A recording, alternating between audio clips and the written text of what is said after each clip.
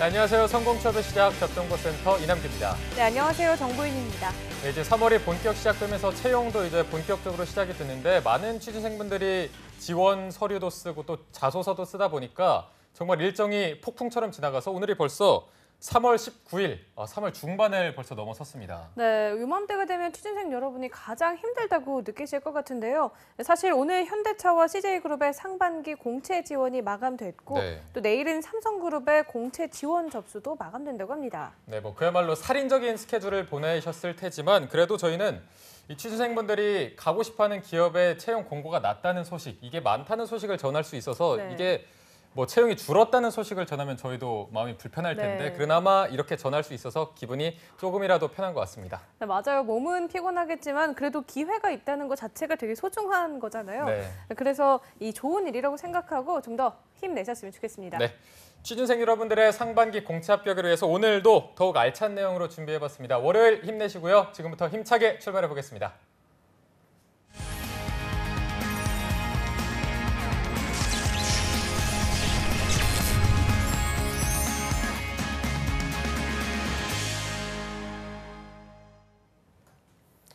네, 춥고 어둡고 막막한 취준생 여러분들에게 인생의 봄날을 안겨드릴 특집입니다. 봄날은 온다 시즌 2. 자, 오늘은 잡정보센터에서 SK그룹 상반기 공채에 대해서 짚어보도록 할 텐데요. 자, 먼저 합격의 꿀팁을 전해주기 위해서 아침부터 열심히 달려온 분입니다. 잡정보센터의 젊은 비세계 임현준 컨설턴트 모셨습니다. 안녕하세요. 안녕하세요.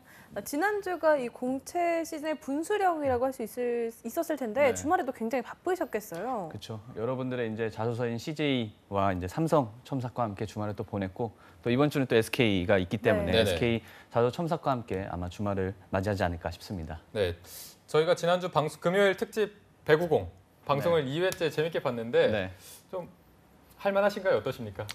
이젠 배구공에 완전히 녹아들어서 2회 만에? 네, 언제든지 스파이크를 날릴 준비가 되어 있죠. 앞으로도 알겠습니다. 배구공 또 열심히 촬영하고 있으니까요. 많은 또 기대 부탁드리겠습니다. 네, 오늘 SK 관련해서도 정말 속 시원한 스파이크 한 방 날려주시길 기대하면서 자, SK그룹 계열사의 합격 전략을 알아보는 시간을 가질 텐데 SK그룹 이번 공채가 전 계열사가 다 진행하나요? 네, SK그룹 같은 경우 이번에 총 10개의 계열사에서 신입 및 인턴 사원을 채용합니다. 이제 올해만 총 8,500명의 신입 사원을 채용할 예정이고 500명을 정규직으로 전할 예정입니다.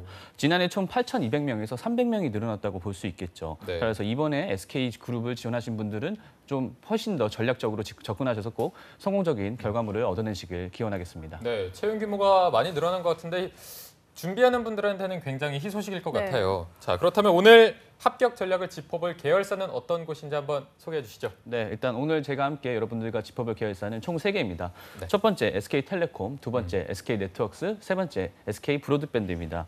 제가 이 3개의 계열사를 꼽은 이유는 일단 3월 14일 날 SK그룹 이제 회장님께서 앞으로 3년간 80조 원을 투자하겠다. 네. 이렇게 큰 발표를 하면서 네. 2만 8천 명의 일자리도 채용을 하겠다라고 네네. 굉장히 큰 공약을 했는데 이는 이제 전년의 순수익의 2배 수준에 달하는 투자 규모예요. 네. 그래서 실제 투자가 어떤 분야에 집중됐는지 제가 확인해 보니까 일단 첫 번째가 반도체 소재 분야에 49조 원이 투자가 될 예정이고 두 번째 에너지 신사업에 13조 원, 그리고 세 번째 차세대 ICT에 11조 원, 그리고 네 번째 미래 모빌리티에 5조 원, 그리고 다섯 번째 헬스케어 2조 원씩 총 80조 원 이렇게 되어 있습니다. 네네. 네. 그래서 앞서 말씀드린 3개의 계열사 텔레콤, 네트워크스, 브로드밴드 같은 경우 차세대 ICT와 미래 모빌리티와 굉장히 직간접적으로 연관성이 있는 계열사이기 때문에 앞으로의 투자 부분에서의 채용 부분도 확대될 예정이기도 하고 또한 SK그룹 내에서는 인문계열을 굉장히 많이 뽑는 회사입니다. 네. 그래서 인문계분들 오케이. 좋아. 그래서 오늘 방송 집중하셔서 꼭 SK그룹 내에서 지원하는 부분에서 좋은 팁 알아가시길 바라겠습니다. 네, 좋습니다. 네, 세 가지의 계열사를 뽑아주셨는데 사실 SK텔레콤 하면 평균 연봉이 1억 이상이라고 이렇게 그쵸. 알려져 있기도 하고 상당히 고액 연봉의 대명사로 많은 취준생들이 선망하는 기업 중에 하나인데요. 먼저 SK텔레콤의 채용 공고부터 살펴보도록 하겠습니다. 먼저 마케팅 직무와 텔코 서비스 기획, 마케팅 데이터 애널리틱스, 그리고 IoT 데이터 사업 부문은 전공 무관으로 직무 관련 역량이나 경험 보유자를 모집하고 있고요.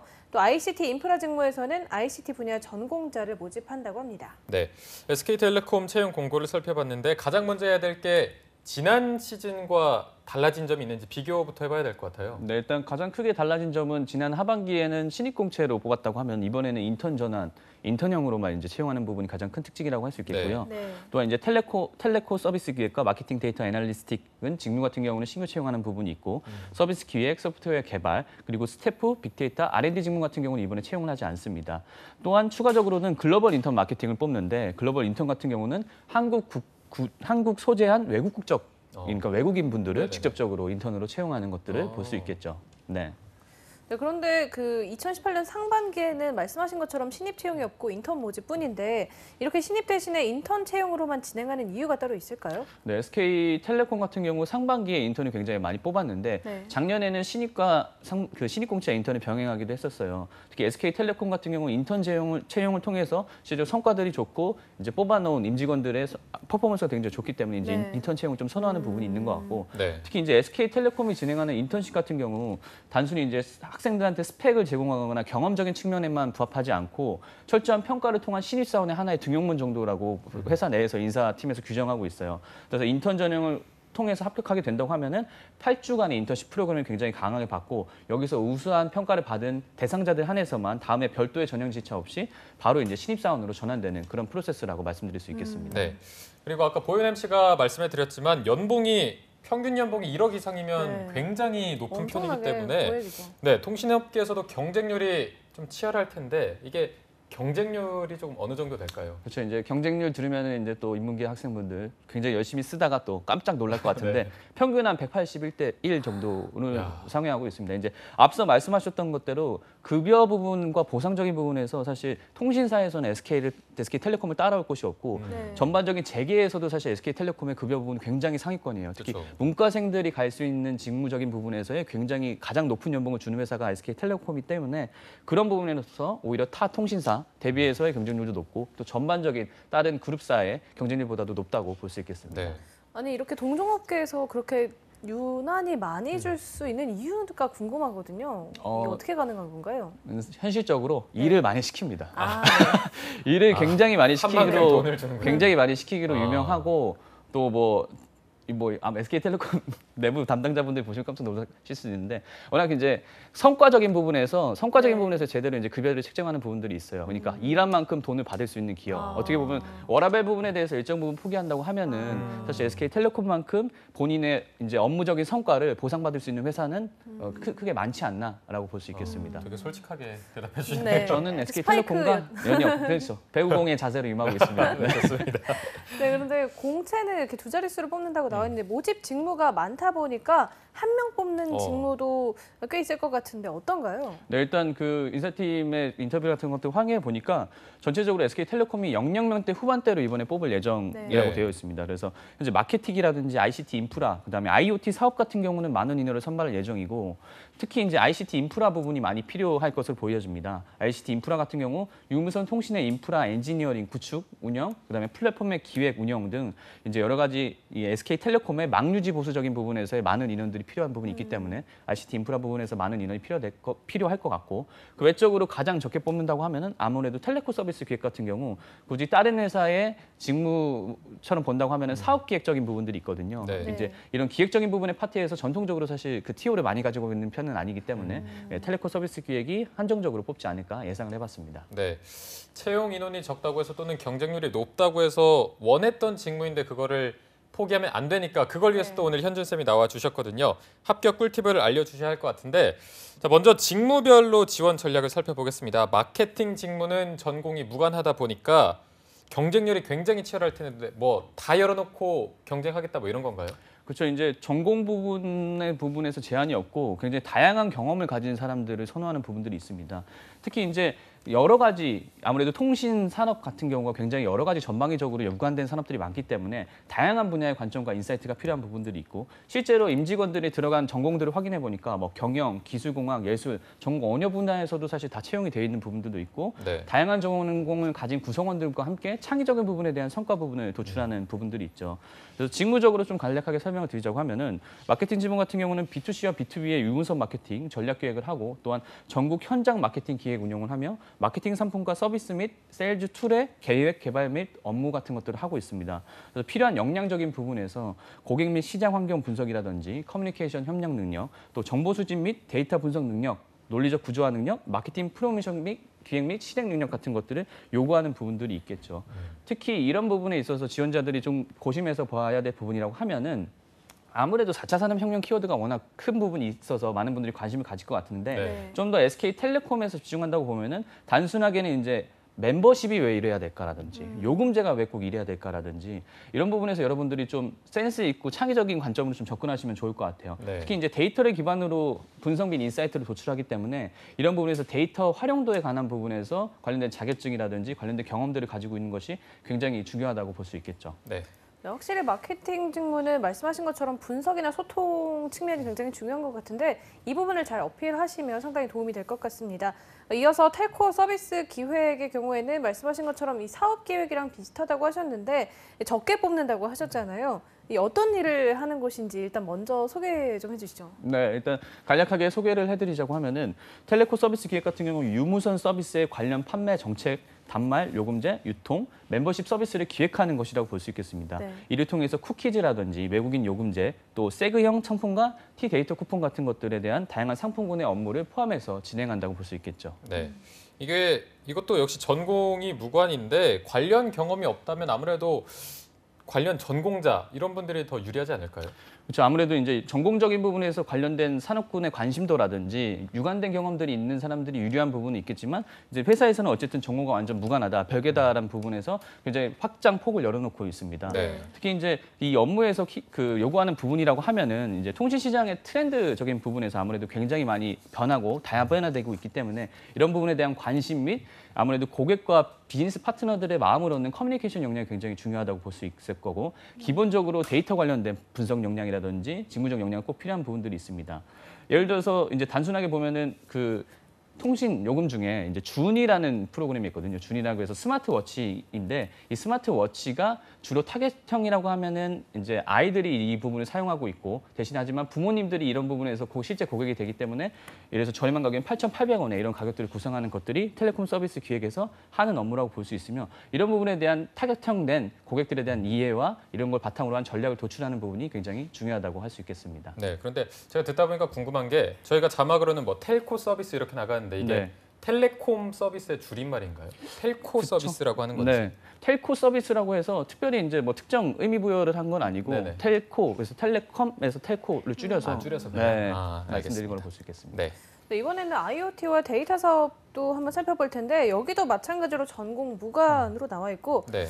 그런데 여기는 실제로 어떤 일을 하게 될지가 궁금하고 또 인문계 학생이 지원할 경우에는 어떤 지원 전략을 수립해야 할지 그것도 궁금하거든요. 네, 일단 그 데이터 부분에 대해서 IoT와 데이터 사업 부분에서의 간략하게 직무 소개를 드리자고 하면 일단 데이터 IoT 기반에 대한 사업을 추진하고 또한 데이터 IoT 비즈를 마케팅하고 데이터 IoT 관련된 컨설팅을 진행하는 업무라고 볼 수 있겠습니다. 네. 그래서 IoT와 데이터 기술을 기반으로 해서 미래 성장 사업을 기획하고 사업화하는 것으로 볼 수 있겠죠. 네. 그래서 이런 부분에서 지원자분들 같은 경우 협업 역량이라든지 멀티태스킹 역량들이 굉장히 중요할 부분들이 있고 특히 IoT 데이터 사업 부분의 담당자라고 하면 굉장히 여러 유관 부서들과 함께 사업을 진행해야 되는 부분이 있기 때문에 그런 커뮤니케이션 역량적인 부분과 그 사람들에 대한 직무적인 부분에서 이해도가 굉장히 높아질 부분들이 있습니다.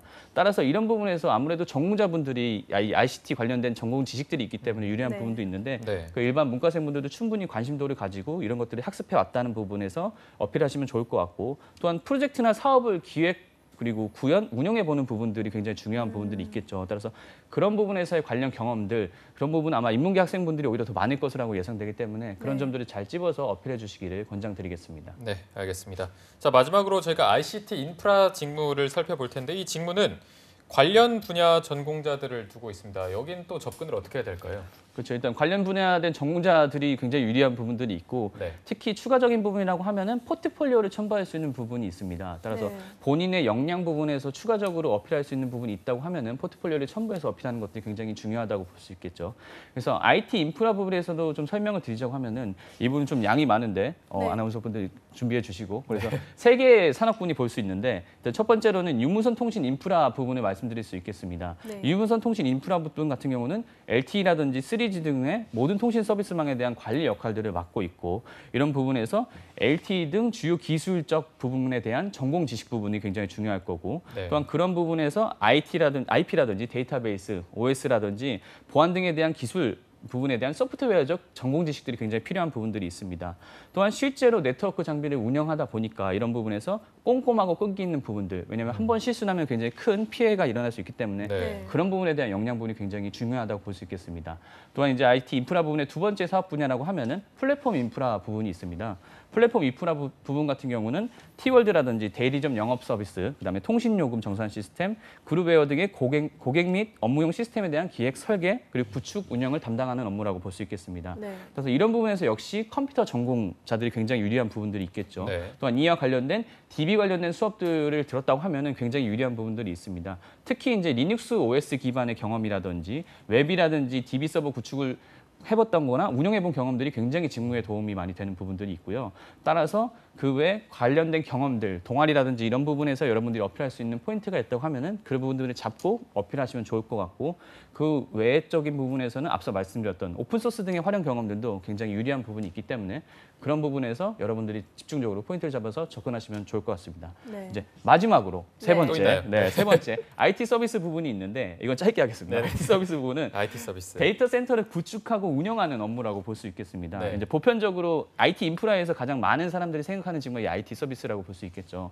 이 지식적인 측면에서는 IT 분야, 컴퓨터, 전산, 통계학과적인 전공하신 분들이 굉장히 유리하고 또한 IT 시스템에 대한 이해도가 높다면 더 좋다고 볼 수 있겠습니다. 또한 SW 설계 개발이라든지 IT 인프라 운영, 또 IT 보안 관련된 경험적인 부분에서 여러분들이 이런 것들을 갖고 있다고 하시면은 이런 부분에 집중하셔서 전략적으로 어필하시기를 권장드리도록 하겠습니다.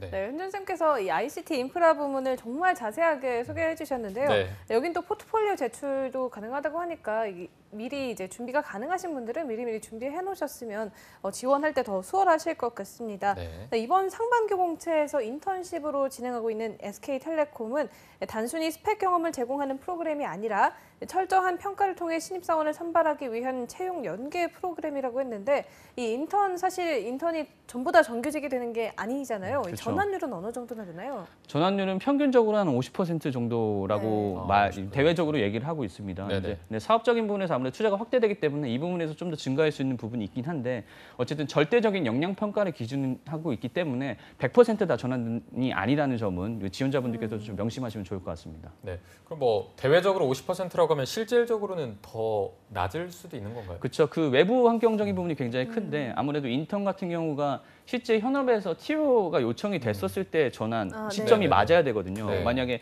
본인이 인턴 근무를 했던 곳 부서에서 전환 요청을 그러니까 TO가 없다고 하면은 사실 그 지원자 같은 경우 갈 수 있는 곳이 굉장히 애매해지기 때문에 그쵸. 그럴 경우에는 상대적으로 이제 떨어질 확률이 높다고 볼 수 있겠죠. 네. 알겠습니다. 거의 전환율만 보면 거의 인턴이 최종 면접이나 다름없다라고 그렇죠. 보여도 네, 그래서 사실 되겠네요. 인턴적인 부분이 굉장히 여러분들이 소위 SK텔레콤에 들어갈 수 있는 확률적인 부분들이 굉장히 높고 그래서 아마 SK텔레콤에서도 실제적으로 인턴 부분의 채용을 계속 지속적으로 확대하는 것이라고 볼 수 있겠습니다. 네, 알겠습니다.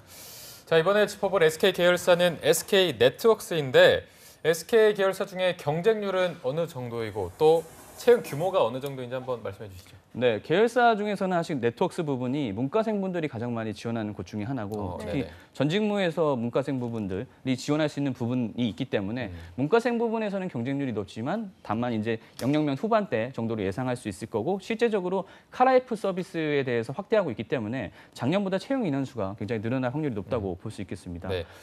000 후반대로 채용을 한다고 하고 사실 지난 하반기에 공채가 없었기 때문에 SK 네트워크스를 희망하는 지원자분들은 이번 기회를 꼭 노리셔야 될 것 같은데 그럼 지금부터 일단 보현 MC가 채용 공고부터 살펴보도록 하겠습니다. 네, SK네트워크스 2018년 상반기 신입사원 모집 공고입니다. 모집 부문은 사업기획과 개발, 마케팅, 영업관리, 트레이딩 분야이고 사업기획 개발 직무는 상경과 이공 계열을 우대합니다. 또 마케팅, 영업관리 직무는 전공 무관이고요. 마지막으로 트레이딩 점수는 영어 스피킹 점수가 필요하다고 합니다. 네. 자, 먼저 사업 기획 개발 직무에서는 상경, 이공계열 우대 조건이 있는데 아까 현준 쌤이 이제 SK네트워크스의 문과생들이 많이 지원하는 계열사라고 하셨는데 이렇게 우대 조건이 걸려 있으면 인문계열 지원자가 도전을 해도 될까요? 그렇죠. 도전이 가능한데 이제 우대를 하는 부분들이 있겠죠. 이제 사업령이 아무래도 이공계 분야 쪽이 있고 직무적인 부분에서 사업 기획과 개발부적인 부분에서 상경계가 좀 유리한 분야가 맞긴 네. 합니다. 하지만 이제 사업령을 좀 뜯어보자고 하면은 에너지 리테일과 렌터카, 그다음에 스피드메이트, ICT 디바이스, 생활가전 쪽이 있습니다. 따라서 이런 부분에서의 새로운 비즈 모델 개발과 실행 및 기존의 비즈 모델을 혁신하고 파트너를 통한 협력해서 투자를 하는 부분을 검토하는 부분이 있죠. 그래서 이와 관련된 유사 경험들을 가지고 계신 문과생 지원자분들이라고 하면은 이 직무 같은 것들을 적극적으로 지원해보는 것도 권장해드리고 싶습니다. 네. 마케팅 영업관리 직무는 전공 무관이기 때문에 아무래도 되게 높은 경쟁률이 예상이 되는데요. SK그룹은 남녀 비율로 볼 때 여성이 굉장히 많은 기업 중에 하나라고 들었는데 이런 에너지 마케팅 쪽도 여성 비율이 높은 쪽 편인가요? 아니죠. 아닌가요? 에너지 마케팅은 전통적으로 남성 성향이 좀 강한 부분이 있고 네. SK그룹의 여성 비율이 높은 이유는 사실 SK텔레콤이라든지 워커힐 그리고 면세점 비중이 좀 네. 높기 때문입니다. 에너지 마케팅 같은 경우는 주요 산업군이 아무래도 아스팔트라든지 이제 원재료 부분을 다루고 있기 때문에 이런 부분에서 남성 비율이 9대1 정도로 월등히 높다고 볼 수 있겠습니다. 따라서 업무 강도가 굉장히 센 편이기 때문에 만약 혹시나 여성 지원자분들이 고민한다고 하면은 좀 저희 현실적인 부분에서도 좀 고려해 보시길 좀 권장드리고 싶습니다. 네. 그러면 이게 남성 지원자가 절대적으로 유리할 수밖에 없지 않나요? 절대적인 부분보다는 결과적으로 이제 TO를 따르고 가져가고 있기 때문에 네네. 여성 지원자분들도 거기에 관련된 직접적인 경험이라든지 역량 부분 어필할 수 있다고 하면은 전체 TO는 작지만 충분히 뽑힐 수 있는 부분들이 있겠죠. 다만 이제 확률적으로 봤었을 때는 아무래도 다른 직무를 하는 게 네. 현실적으로 좀 높은 확률로 갈 수 있겠다. 그러면 수 있겠죠. 이게 어떤 전공을 가진 지원자들이 더 유리하다고 볼 수 있을까요? 일단은 그 관련돼서 직무적인 부분에 대한 소개를 확인해 봤었을 때 특정 사업본들이 있긴 한데 특히 이제 렌터카 사업적인 부분에라고 본다고 하면은 자동차 관련된 자격증 소지자라든지 자동차 관련된 프로젝트 수행 관련된 경험 유경험자를 굉장히 선호하는 부분들이 있습니다. 네. 또한 에너지 사업으로 봤었을 때는 오히려 이제 정확하게는 상경 계열의 부분들을 굉장히 선호하는 부분들이 있겠죠. 따라서 이런 부분에서 그럼 내가 이게 관련된 전공이 아니니까 그럼 좀 상대적으로 좀 낫지 않나라고 보실 수 있는데 또한 우대하는 그 관련된 경험이라든지 이런 것들은 유통과 관련된 경험들이라든지 또는 고객 관련된 경험 또 CRM 관련된 경험이기 때문에 충분히 문과생분들이 뭐 아르바이트라든지 일반적인 부분을 통해서 했었던 유사 경험들 내에서도 뽑아낼 수 있는 부분이 있어서 그런 부분에서 좀 전략적으로 접근하시는 부분을 권장드리고 싶습니다. 네. 다음은 트레이딩 직무를 살펴볼 텐데요. 아까 채용 공고를 소개해드리면서 이제 좀 특이한 부분이 이 부분만 영어 스피킹 점수가 필요한 부분이었단 말이죠. 네. 이 스피킹 점수가 어느 정도여야 지원이 가능한 건가요? 네, 대외적인 부분을 제가 찾아봤는데 네. 기준이 없더라고요. 아 그러면 네. 스피킹 점수가 있기만 기준이 하면 없는데 일단, 네. 높으면 높을수록 좋다. 아, 되게 되게 애매모호한 애매하네요. 답변. 되게 네. 애매모호한 답변이죠. 네. 네. 이게 높으면 높을수록 좋다란 말을 취준생 여러분들 입장에서는 진짜 힘들거든요. 그쵸. 이게 맞아요. 어디까지 해야 되는지도 모르겠고 맞아요. 한계가 없는 건데 네. 그러면 이게 합격자들의 영어 수준을 좀 봐야 저희가 알 수 있을 것 같아요. 어느 정도 다 영어를 좀 하는 수준인가요? 그래서 제가 딱 그 기준점을 드리자고 하면은 네네네. 합격자분들을 좀 제가 조사해 보니까 스피킹 그러니까 영어 점수에서 토익 스피킹적인 부분은 레벨 7 그리고 레벨 오픽 같은 경우는 레벨 IH 네. 그리고 HSK는 6급을 가지고 계신 분이 사실 아이고. 50%가 넘었습니다. 아, 네. 그래서 거기가 이런- 거의 컷인가요? 컷이란 표현보다는 다른 뭐 정량적 스펙이 좋다든지 관련된 유사 경험이 있다고 하면 굉장히 이 부분이 뛰어넘을 수 있긴 한데 사실 어쨌든 트레이닝 사업의 영역 자체가 철강이라든지 화학, 자동차라든지 이런 바이오와 수입자를 연결해주는 역할도 하면서 해외적인 근무, 해외 관련된 고객사와의 근무가 많기 때문에 이 외국어 역량이 굉장히 중요하다고 볼 수 있겠습니다. 네. 네, 그러면 SK 네트워크스 계열사의 경우에는 이 직무별 업무 강도는 어떤가요? 네, 직무마다 이제 다르다고 볼 수 있겠는데 아무래도 이제 인사팀의 HR 직무 같은 경우는 채용 시즌이 굉장히 바쁜 편이 있고 아, 네. 상사나 에너지 마케팅 같은 경우 생각하는 만큼 이제 야근이 많은 편은 아닌데 네. 전반적으로 일하는 부분에서 아무래도 외국 이제 고객사와든지 컨택을 취한다고 하면은 그런 부분에서 뭐 시차적인 부분에 대한 적용 부분이라든지 이런 부분에서 좀 불균형성이 있다고는 예측할 수 있겠죠. 네, 알겠습니다. 자, 이번에는 SK그룹 계열사 중에 SK 브로드밴드 합격 전략을 짚어볼 차례인데 먼저 채용 공고부터 살펴보도록 하겠습니다. 네, SK 브로드밴드 2018년 상반기 인턴 채용 공고입니다. 모집 부문은 B2C와 B2B 마케팅, 미디어 사업, 미디어 기술, 네트워크, 경영 지원 직무 부문인데요. B2C와 B2B 마케팅, 미디어 사업, 경영 지원은 전공 무관으로 지원이 가능하고요. 미디어 기술은 소프트웨어 관련 전공자, 네트워크 직무는 ICT 전공자를 우대한다고 합니다. 네, SK 브로드밴드 채용 공고를 살펴봤는데 지난 시즌과 달라진 게 있을까요? 네, 지난 시즌과 달라진 점이라고 하면은 미디어 사업과 경영 지원 HR 그리고 고객 중심 경영의 직무 같은 경우 신규 채용을 한다고 볼 수 있겠습니다. 하지만 미디어 마케팅이라든지 IT, 데이터 사이언스 같은 경우는 직무 채용을 하지 않고요. 하반기에는 신입 공채를 뽑았는데 역시 이번에도 SK텔레콤과 마찬가지로 인턴으로 이제 뽑고 있습니다. 네. 네, SK 브로드밴드 역시 전공 무관 직무가 몇 가지, 한 3가지 정도가 네, 있었거든요.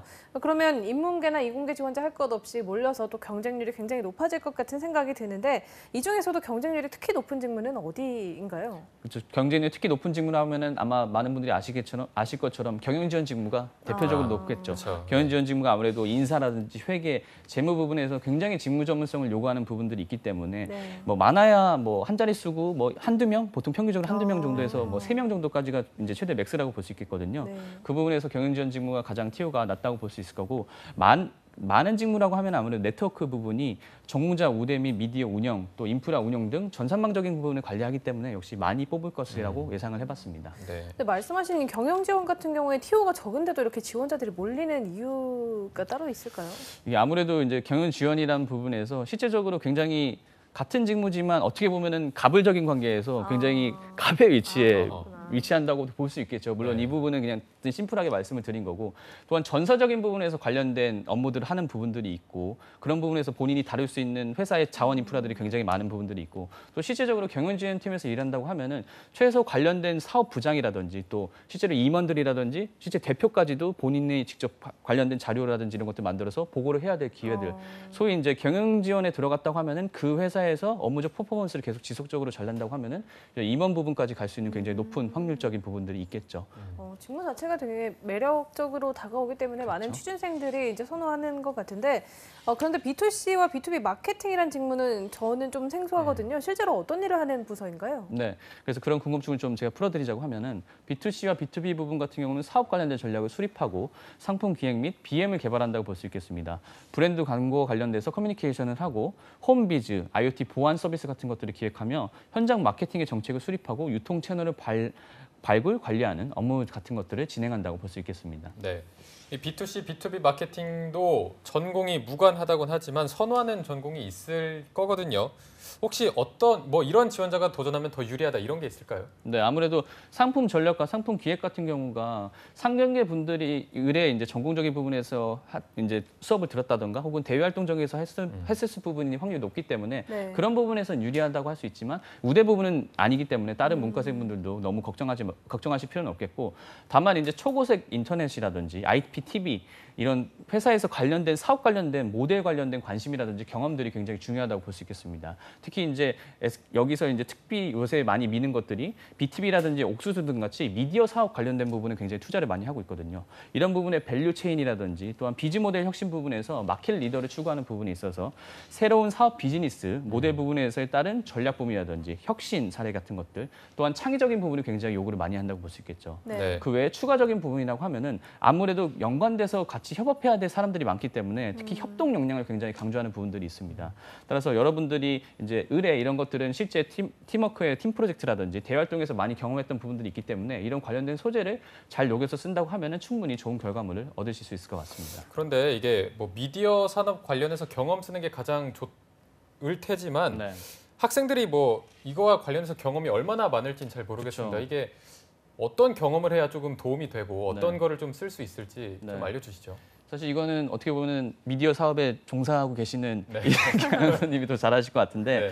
그래서 실제로 관련돼서 그러면 전공자들만 뽑는 거 아니냐. 특히 네. 이 산업군 전공 자체가 무관인데. 굉장히 특수한 부분이 있기 때문에 이런 부분에서 좀 걱정 우려를 하시는 분들이 굉장히 많더라고요. 네. 실질적으로 제가 합격자분들을 좀 보니까 예를 들어서 문과라든지 언론학과 분들이 굉장히 많을 것 같았는데 의외로 조경학과라든지 정말 전공과 무관한 분들이 굉장히 많이 계셨습니다. 네. 정말 중요한 부분이라고 하면은 미디어 산업과 관련된 열정적인 부분에 굉장히 많이 높은 점수를 주고 있는 부분들이 있더라고요. 따라서 그런 부분에서 여러분들이 미디어 산업과 관련된 열정을 가지고 계시다고 하면은 의뢰 굉장히 오래전부터 쭉 관련돼서 활동들을 해오셨을 거고 하다못해 관련된 여러 가지 것들에 대한 공부를 해오셨을 거라고 예상이 되거든요. 그런 부분에 맞춰서 여러분들이 잘 정리를 해서 자소서라든지 면접 전형에서 얘기를 하신다고 하면은 충분히 높은 확률로 합격할 수 있는 부분에서 기대해 볼 수 있을 것 같습니다. 네. 네, 저는 아까 앞서서 SK 네트워크스에서도 같은 질문을 물어봤지만 사실 제가 여자라서 이 점도 제일 궁금한데 에너지 마케팅의 경우에는 남자 직원이 9대1 정도로 절대 다수라고 하셨는데 이 SK 브로드밴드의 여성 비율은 어떤가요? SK 브로드밴드 같은 경우도 한 30% 정도를 여성 비율이라고 말씀드릴 수 있을 것 같아요. 네. 네. 특히 이제 SK 브로드밴드를 지원하고자 하는 여성 지원자분들이 굉장히 많기 때문에 그런 분들을 위해서 제가 팁을 좀 드리자고 하면은 실제로 제가 그 자료조사를 통해서 좀 봤는데 문가은 사원분이 인터뷰한 부분이 좀 인상적이더라고요. 이분 같은 경우도 이제 불어불문과를 전공하셨는데 네. 경영지원팀에서 지금 일을 하고 계실 정도로 네. 그래서 따라서 어떻게 이렇게 불어불문과가 전공과 연관이 없는 경영지원에 들어갔을까 좀 확인해 보니까 어떻게 보면 사실 여러분들이 다 알 수도 있는 방법인데 그 중요한 부분이 이 포인트였어요. 꼼꼼함을 굉장히 어필을 많이 했다. 아. 그래서 이 부분에서 그 문가은 사원 같은 경우는 나에 대한 부분에 대한 A부터 Z까지를 굉장히 차례대로 굉장히 딥하게 정리를 많이 하셨더라고요. 그런 부분에서 회사가 요구하는 부분을 하나하나 매칭을 시켜서 그런 부분에서 어떻게 하면 내가 이 경영지원 파트 혹은 SK 브로드밴드에 어필할 수 있을까 부분을 굉장히 고심하였고 그런 부분들 같은 경우는 사실 남성분들 같은 경우보다는 여성분들이 훨씬 더 뛰어난 역량을 가지고 계신 분들이 많이 있죠. 네. 그래서 어떻게 보면 차별적인 부분에서 여성분들이 오히려 장점적인 부분들을 어필한다고 하면은 충분히 남성분들보다 좋은 점수를 바탕으로 해서 좋은 결과물을 얻을 수 있지 않을까 생각을 해봤습니다. 네. 그리고 미디어 사업 같은 경우에도 전공 무관인데 뭐 직무와 관련된 경험을 우대한다. 아까 말씀하신 거에 연장선상일 것 같긴 한데 사실 어떤 기업의 공고가 뜨면은 그 공고를 진짜 대학교 1학년 때부터 준비해온 학생들은 얼마 없을 거거든요. 그렇죠. 이제 공고 뜨고 이제 여기 써봐야겠다 이런 학생들이 많을 텐데 그 학생들이 그 공고 뜨고 나서 뭔가 깊게 준비하기에는 시간이 부족할 것 같은데 지금부터라도 준비를 한다면 좀 방향을 잡는 게 중요할 것 같은데 어느 쪽으로 어떻게 공부를 해야 되는지 그 경험들을 좀 그나마 좀 근접하게 갈 수 있는 방법들이 있을 것 같은데 네. 어떻게 좀 접근을 해야 될까요? 네, 일단은 굉장히 미디어 산업 부분은 제가 실제로 지금 예전에 이 자리에서 다뤘던 그 오쇼핑과 E&M 합병 부분과도 연관성이 굉장히 높은 부분들이 있어요. 네. 일반적으로 이제 외형적인 부분이라고 하면은 특히 넷플릭스라든지 유튜브라든지 이런 것들이 굉장히 확장되고 있고 실제 E&M과 오쇼핑 합병한 이유도 그에 대응하는 커머스적인 부분에서 신사업을 도출하기 위한 부분들이 있거든요.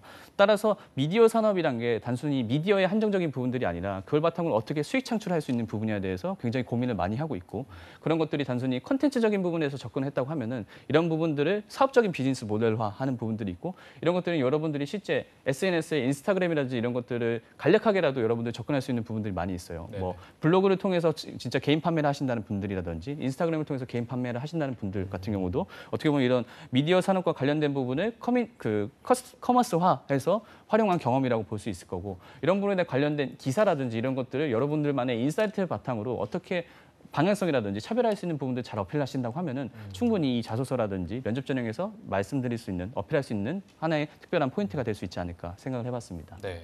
네, 오늘 현준 쌤이 소개해 주신 계열사와 직무를 쭉 듣다 보니까 상당히 매력적인 직무와 계열사들이 많은데 이 상반기 인턴 채용 또 중복 지원도 가능한가요? 안 됩니다. 늦게 잡혔어. 안 됩니다. 네. 이게 중복 지원은 안 되는 부분이 있기 때문에 네네. 꼭 계열사 중에 하나만 된다는 점, 그 부분 좀 중요하게 생각하시길 바랍니다. 네. 네, 그러면은 SK 브로드밴드의 정규직 전환율도 마찬가지로 한 50% 선에서 이루어진다고 보면 되는 건가요? 그렇죠. 아마 모든 인사팀이 교육을 받은 것 같아요. 다 50%라고 얘기를 하더라고요. 아이고. 50% 아닌 곳들을 찾아볼 수가 없었는데 네. 평균적으로 50%라는 게 사실 결과적으로 2대1의 확률이잖아요. 네, 그렇죠. 합격 아니면 불합격적인 부분. 저희 그래서 여러분들이 합격률 같은 부분은 진짜 딱 50% 정도라고 사실 생각하는 게 제일 좋으실 것 같아요. 그 부분에서 너무 불합격적인 부분에 대한 높은 생각을 가지고 계신다면 오히려 자신감도 떨어지고 전형을 진행하는 부분에서의 모티베이션도 떨어지기 때문에 나는 언제든지 합격할 수 있고 불합격할 수 있다는 부분에서 명심하시고 본인 것들에 대해 꾸준히 하시는 것들을 권장드리고 싶습니다. 네. 자, 상반기에는 인턴을 뽑는 기업들이 많아서 신입 채용을 원하는 지원자는 아무래도 지원의 폭이 조금 더 좁을 것 같은데 여기에 대한 전략도 좀 필요할 것 같아요. 어떻게 할 수 있을까요? 그렇죠. 이제 정보현 아나운서님이 이제 질문해 주셨던 것처럼 중복 지원이 안 되냐 해결법이 있습니다. 바로 바이킹 챌린지. 네, 바이킹 챌린지가 있고 이제 바이킹 챌린지 같은 경우는 중복 지원이 가능해요. 네. 중복 지원이 가능하니까 여러분들이 시간적 여유 부분과 또는 SK를 진짜 가고 싶다고 하면은 두 전형을 복수로 지원해서 차별적으로 투 트랙으로 운영한다고 볼 수 있겠죠. 그래서 바이킹 챌린지 부분에서 간략하게 좀 설명을 드리자고 하면은 네. 학력이라든지 영어, 스펙을 초월해서 실제 일 잘하는 인재를 찾기 위한 SK의 차별화된 선발 방식이라고 볼 수 있겠습니다. 네. 그래서 열정이 담긴 자기 스토리를 제출하고 이런 걸 바탕으로 평가를 해서 실제 이제 입사까지 연결되는 부분들이 있고 이번에 참여한 계열사는 SK텔레콤과 SK하이닉스, SK 주식회사인 CNC가 있습니다. 일정적인 부분에서 간략하게 말씀드리자고 하면은 일단 지원서 자기소개 같은 것들을 3월 8일부터 23일까지 제출해야 되는 부분들이 있고 네. 4월 2일부터 5일 중에는 바이킹 오디션을 통해서 실제 관련된 면접을 보고 5월 중에는 바이킹 면접과 7월, 8월에 인턴십을 거쳐서 인턴십 후에는 2019년도 1월에 신입사원 전환이 가능한 부분들이 있습니다. 따라서 특히 상반기 채용 부분과 중복 지원이 가능한 부분이 있기 때문에 SK를 정말 가고 싶다고 하면 사실 이 두 개의 전형을 모두 다 노려보시기를 권장드리고 싶습니다. 네. 네, 그러면 이런 바이킹 챌린지 전형에는 따로 나이 제한 같은 건 없는 건가요? 안타깝지만 이름과 나이, 성별, 연락처, 최종 졸업 연도를 적게 돼 있어요. 그래서 나이적인 부분은 이제 스펙타파 전형이기 때문에 대외적으로는 아무래도 안 본다고는 하겠지만 이제 네. 인턴 전환 이후 신입사원이기 때문에 사실 네. 아예 그 참고를 안 할 본다고. 수는 없겠죠. 네네. 네. 그러면 그 바이킹 챌린지로 입사한 사람 중에 뭐 유독 근데 기억나는 지원자나 네. 이런 특별한 사례가 있을까요? 뭐 나이가 많았다던가. 네. 실제로 이 바이킹 챌린저는 이제 제가 여기서 고백을 하자면 사실 저는 SK텔레콤을 굉장히 가고 싶었습니다. 아 정말요? 네. 갑자기 이렇게- 고해성사가 되네요. 슬퍼지네요. 갑자기. CJ도 가고 싶었지만 SK텔레콤을 제가 열심히 준비를 해서 사실 네. 제가 있는 전형들은 다 도전을 했었어요. 아, 네. 근데 제가 텔레콤 최종 면접에서 이제 떨어졌었거든요. 아이고. 그래서 바이킹 챌린저도 제가 참여를 했었는데 바이킹 챌린저 때 굉장히 많은 사람분들이 굉장히 다양한 것들을 준비해 오시더라고요. 그래서 기억에 남던 것 중에 하나는 한복을 입고 오신 분들도 네. 있었고 아이고. 뭐 제가 이제 준비하면서 잘 못 들었지만 노래를 부르시는 분도 있었고 또한 그 실제로 PT를 제출하고 15분 정도를 발표하는 부분이 있기 때문에 기본적으로 준비할 거는 본인이 그냥 발표를 잘할 준비력, 표현력만 가지고 오면 되는데 뭐 여러 가지 자료들을 바탕해서 기구를 바탕해서 본인을 어필하려고 하는 분들이 있었고 그래서 그런 분들에서 합격자들을 보니까 결과적으로 경험이 좀 특이한 분들이 좀 선호하더라고요. 그래서 아프리카에서 뭐 원두를 판매한 사람이라든지 뭐 이렇게 좀 굉장히 특이한 경험을 가지신 분들이 합격을 해서 실질적으로 최종 합격까지 가기에는 굉장히 난관들이 좀 많지 않나. 물론 꼭 그렇게 특이한 경험들을 요구하는 부분은 아니겠지만 본인 부분에 대해서 정확하게 분석을 해서 자기 어필을 명확하게 할 수 있는 자기만의 색깔을 잘 어필할 수 있는 분들이라고 하면은 이 바이킹 챌린저 부분을 적극적으로 도전해 보시기를 권장드리고 싶습니다. 네, 알겠습니다. 오늘 SK그룹 공채를 전반적으로 살펴봤는데 자, SK를 꿈꿨던 현준 쌤이 또 취준생들한테 하는 신의 한 수는 남다를 것 같은데 어떤 말씀을 해주실까요? 그렇죠. 저는 못 갔기 때문에 여러분들이라도 저를 대신해서 가주길 바라면서 제가 오늘 드릴 신의 한 수는 껍질을 깨라.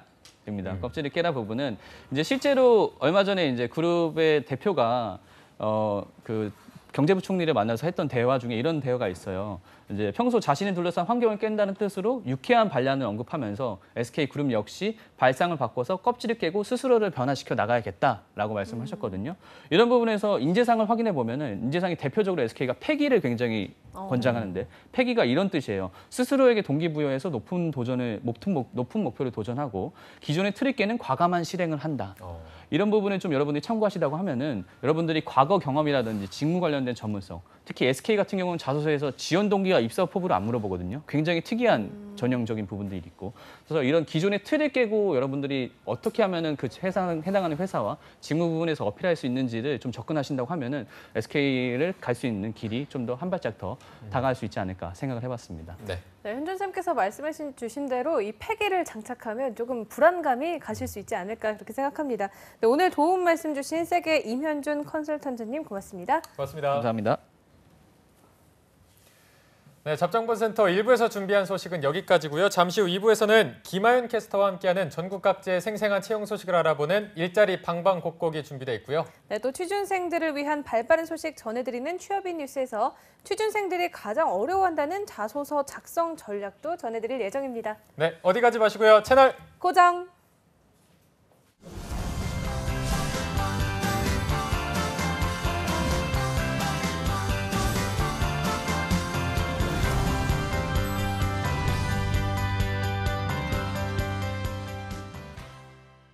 든든한 생활 시작해볼까요?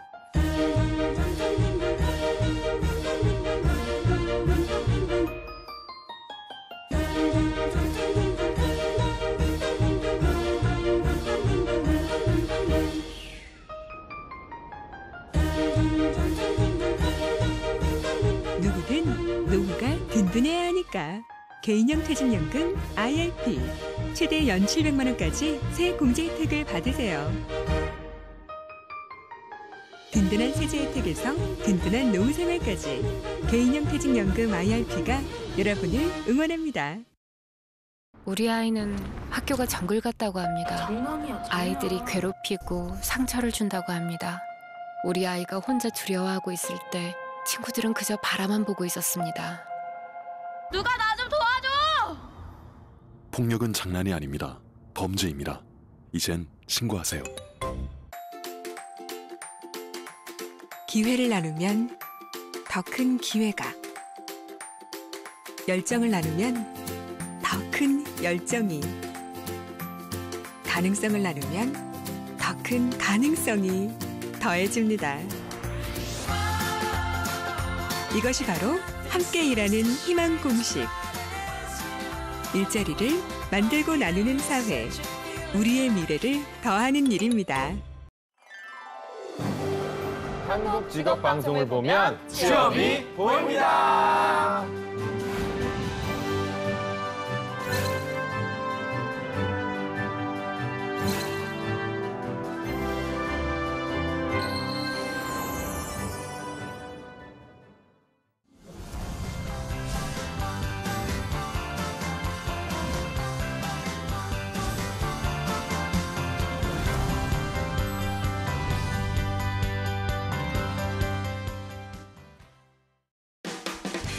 네, 성공 취업의 시작 잡정보센터 2부의 문을 활짝 열어봤습니다. 2부에서는요.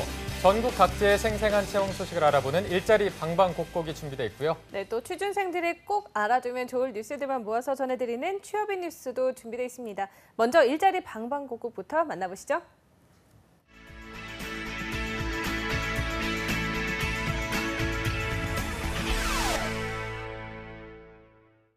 매일매일 전국 각지의 생생한 채용 소식을 알려드립니다. 일자리 방방곡곡, 오늘은 월요일마다 만나뵙는 분이죠. 김건우 주무관님이 계시는 전라도 광주로 먼저 떠나보도록 하겠습니다. 주무관님 안녕하세요.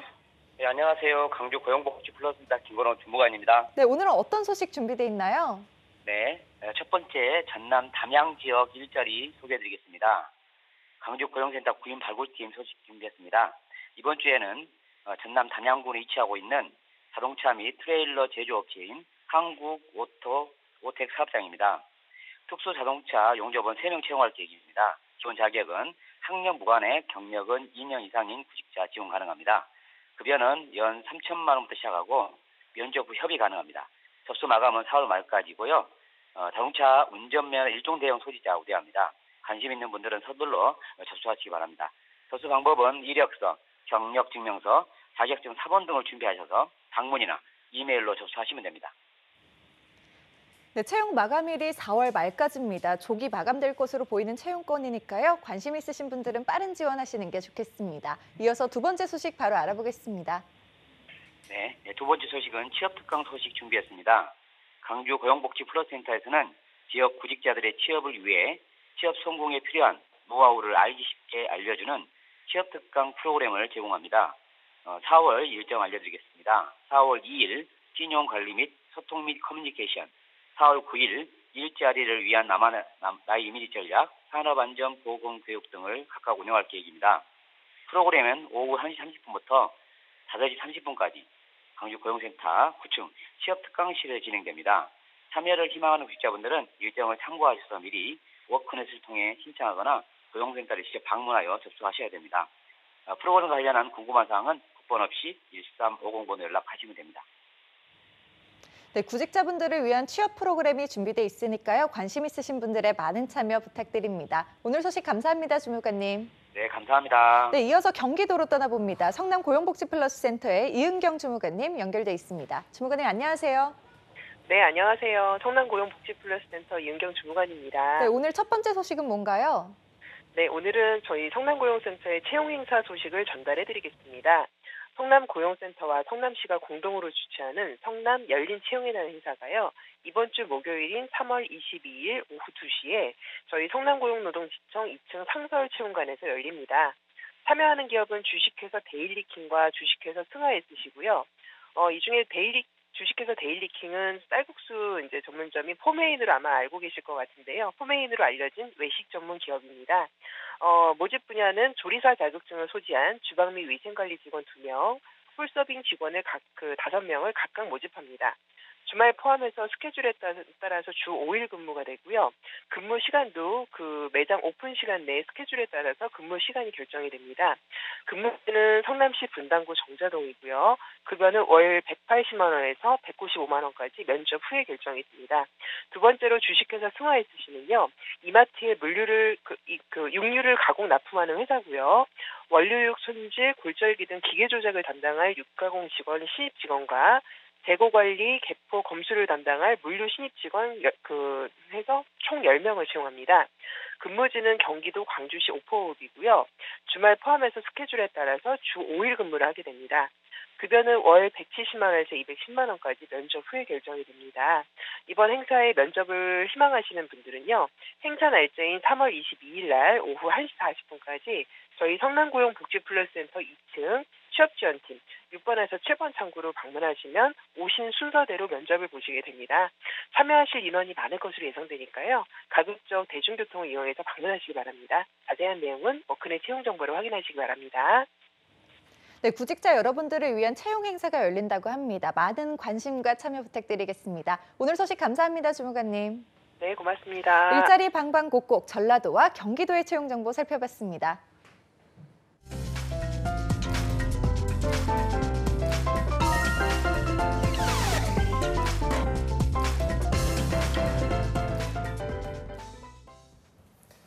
네, 구직자들이 꼭 알아야 할 소식들을 발빠르게 알아보는 코너죠. 취업인 뉴스 시간입니다. 네, 오늘도 수고해주실 2부의 도우미 김하윤 캐스터 나와 있습니다. 네, 어서 오세요. 안녕하세요. 네, 김하윤 캐스터. 네. 항상 제가 이렇게 부르면 무슨 질문할지 몰라서 두려움에 떠든 눈빛으로 보고 계신 것 같은데 네.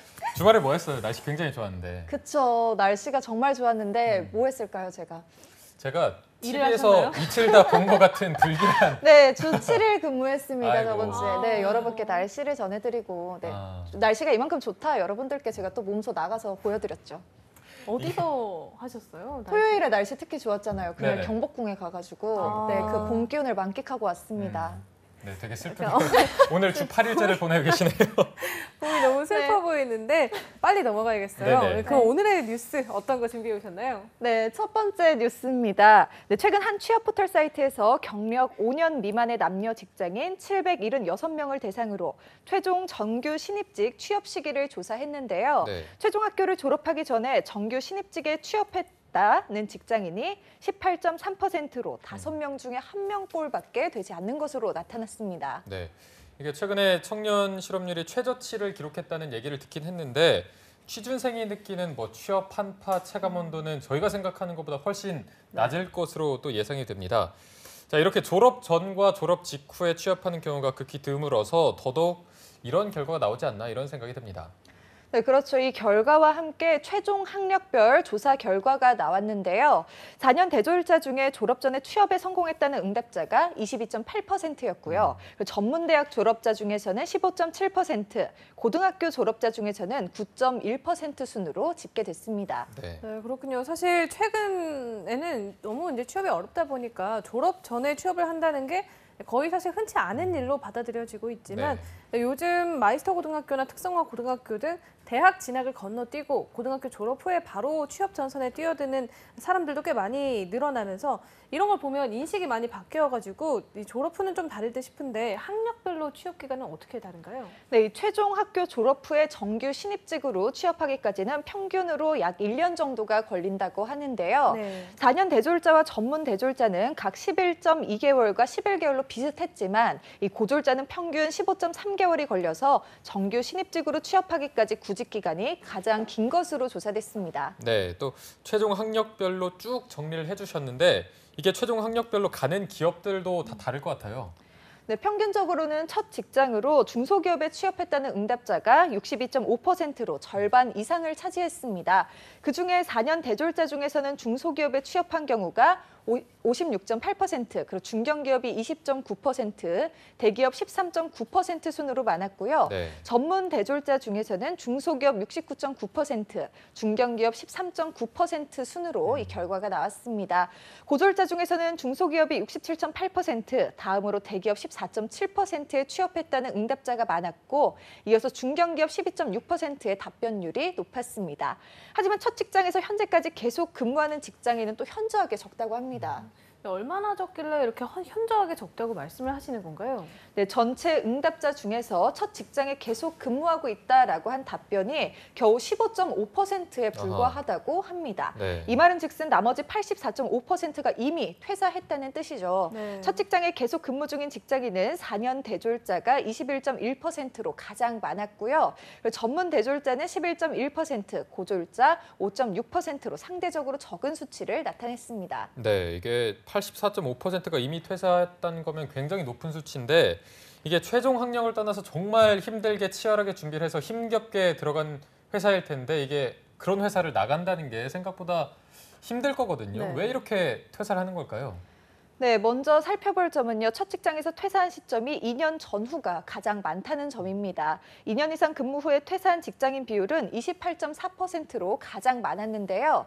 어렵게 들어간 첫 직장에서 1, 2년 남짓 근무한 후에 퇴사를 결정하는 이유로는 더 나은 대우를 받기 위해서라는 답변이 28.7%로 가장 많았습니다. 그렇군요. 퇴사를 결정한 이유가 이 더 나은 대우를 받기 위함이라면 아마도 스카우트제이나 더 높은 연봉을 제시한 회사로 이직하거나 이런 경우들이 상당수일 텐데 다른 이유들도 좀 더 들어보겠습니다. 네, 다음으로는 다른 일을 해보기 위함이라는 답변이 26.8% 차지했고요. 이 외에도 직무가 적성에 맞지 않았음이 19.5%, 더 이상 배울 점이 없다고 생각돼서란 답변은 18.8%의 순으로 많았습니다. 네.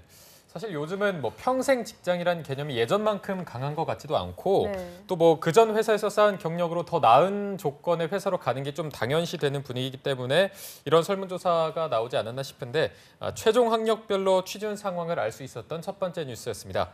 자, 그럼 두 번째 뉴스도 바로 알아볼까요?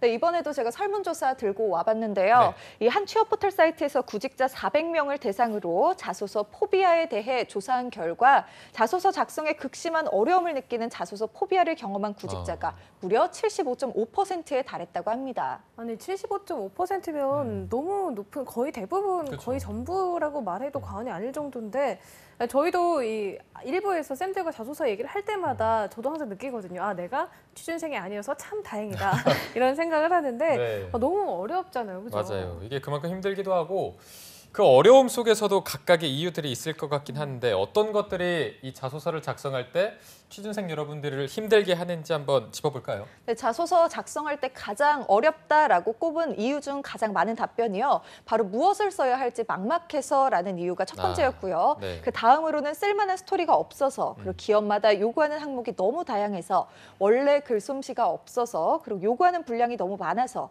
질문의 의도를 이해하기 어려워서 등의 의견들이 이어졌습니다. 네, 그렇다면 특별히 자소서를 작성할 때 어려움을 느끼는 항목들도 특별히 있을 것 같은데요. 어떤 게 있나요? 네, 취준생들이 자소서 작성에서 가장 어려움을 느끼는 항목 중에 가장 많은 답변을 받은 항목이 바로 지원 동기 25.8%나 된다고 하고요. 이어서 입사 후 포부가 14.9%, 성장 과정이 13.6%, 어려움을 극복한 경험으로 11.3%와 직무 관련 경험이 10.3%, 이어서 특정 이슈에 대한 견해, 성공과 실패 경험, 성격의 장단점 등의 순으로 어려움을 토했습니다. 보다 심각하게 받아들여야 할 점이 바로 이게 또 지원 포기로 이어진다는 점인데요. 이게 또 지원 포기로까지 이어질 줄은 생각을 못 해봤는데 이게 뭐 자소서를 쓰다가 너무 어려워서 이거 그냥 포기해야겠다 이렇게 된다는 건가요? 네, 그렇습니다. 제가 혹시 또 이번 상반기에 이런 문제들로 포기하는 취준생분들이 계실까 봐 이 자소서 작성 전략 4가지 정도 추려서 제가 준비를 해봤는데요. 네. 김하연 캐스터가 오늘 공채 전략까지 준비해왔다고 하는데 뉴스뿐만 아니라 정말 다양한 소식들을 다채롭게 준비해 오신 것 같아요. 바로 첫 번째 자소서 작성 전략에 대해서 한번 알아보겠습니다. 네, 첫 번째 자소서 작성 전략은요. 자기소개서 작성 전에 무엇을 해야 하는가부터 정리를 해야 합니다. 우선 직무에 대한 전략을 자기소개서 작성 전에 짜야 한다는 점 잊지 마셔야겠는데요. 이것이 이루어지지 못한다면 직무에 대한 고민이나 적합성을 드러내지 못하는 자소서로 연결되고 좋은 결과를 얻기도 힘들 거죠. 네, 사실 뭐 자소서를 떠나서 어떠한 글을 쓰든 간에 먼저 전략을 잘 짜고 개요를 잘 짜서 쓰는 게 중요하기 때문에 좀 내가 어떤 식으로 써야겠다 이렇게 틀을 잡아놓고 쓰는 게 중요하다는 말씀을 해준 것 같습니다. 그러면 두 번째 전략도 한번 바로 알아볼까요? 네, 두 번째로는요. 과거 경험 정리가 필수적으로 필요합니다. 회사에서 요구하는 역량에 맞는 자신의 최근 경험을 정리하거나 연대기 순으로 경험을 하나하나 들춰보고 이에 맞는 역량 단어를 거꾸로 연결해보는 것도 좋겠죠. 네, 자기의 과거 경험을 하루 날을 잡고 이렇게 차분히 써보면 확실히 자소서를 준비할 때 좀 더 수월하지 않을까 그런 생각이 드는데요. 네. 세 번째 전략은 어떤 건가요? 네, 샘플 자소서를 작성해 보시는 것도 좋습니다. 가장 기본이 되는 지원 동기와 성장 과정, 직무 역량, 지원자 장단점과 입사 후 포부 정도로 타깃 기업과 직무를 잡아내서 문항별로 500자, 1000자, 2000자 이 정도의 샘플을 만들어 놓는다면 자소서 시즌 시간 단축에 도움이 될 수 있겠죠. 사실 뭐 자소서를 많은 분들이 써보셨을 텐데 이게 많이 쓰다 보면 또 요령이 생기고 네. 이게 샘플이 몇 개 쌓이다 보면은 어느 순간 이게 좀 쉽게 느껴질 때가 있거든요. 이런 거를 좀 꾸준히 하신다면 도움이 많이 될 것 같습니다. 자, 지금까지 자소서 작성에 대한 꿀팁들을 전해주셨는데 다시 검토하는 것도 굉장히 중요하잖아요. 네, 그렇죠. 여기에서 또 마지막 팁이 나옵니다. 우선 기업 이름 제대로 썼는지 꼭 확인하셔야 됩니다. 그쵸. 물어보는 문항에 엉뚱한 대답을 하진 않았는지도 살펴봐야 할 텐데요. 그리고 또 심파적인 이야기로 치우쳐지진 않았는지도 꼭 점검해봐야 할 사항입니다. 그리고 부정적인 단어가 또 반복돼서는 안 되겠죠. 그 특정 단어의 과도한 반복으로 핵심 주제가 묻혀버리진 않았는지, 지원 동기의 기업별 깊이 있는 분석이 됐는지도 확인해서 제출하시기 바랍니다. 네, 오늘 자소서 포비아에 대한 뉴스로 알게 된 취준생들의 노고에 또 자소서 작성 팁까지 김하연 캐스터가 준비해 왔는데요. 마지막 정리하는 한마디 부탁드립니다. 네, 물론 뭐 2부 방송도 좋지만 1부에 최고의 컨설턴트 분들이 또 나오시잖아요. 네. 그분들이 자소서 작성하는 꿀팁들 훨씬 더 자세하게 또 말씀을 해주시니까 1부에 이어서 2부도 뭐 많은 시청 부탁드리도록 하겠습니다. 네.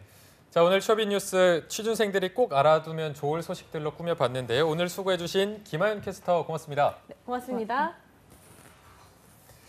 네, 오늘 SK 상반기 공채 합격 전략을 알아봤는데 내일도 SK 상반기 공채 합격을 위한 필승 전략을 짚어드리는 봄날은 온다 시즌2가 이어집니다. 내일 방송도 기대 많이 해주시고요. 네, 저희는 내일 오전 10시에 다시 웃는 모습으로 찾아뵙겠습니다. 시청해주신 여러분 고맙습니다. 고맙습니다.